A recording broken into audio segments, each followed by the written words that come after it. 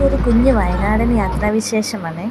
രാവിലെ 5:30 നമ്മൾ പടന്നക്കാട് നിന്നാണ് യാത്ര പുറപ്പെട്ടത്. പോകുന്ന വഴിക്ക് കണ്ട മനോഹരമായൊരു പുഴയാണ്, കാണാൻ നല്ല രസമില്ലേ. അതിൻ്റെ ഇടയ്ക്കൊരു ലോറി വന്നു, കണ്ടോ ആ സൂര്യൻ്റെ റിഫ്ലക്ഷൻ ആ വെള്ളത്തിനകത്ത്. ഇത് രസമല്ലേ കാണാൻ വേണ്ടിയിട്ട്.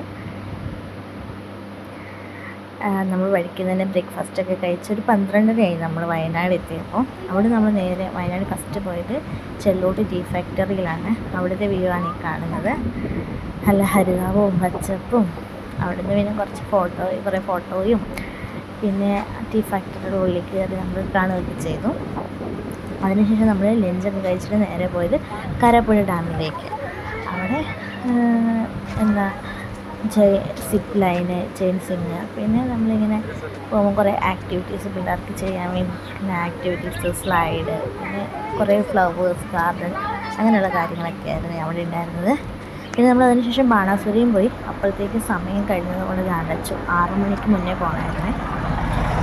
പിന്നെ നമ്മൾ ഫ്രഷായ ഹോട്ടലാണിത്.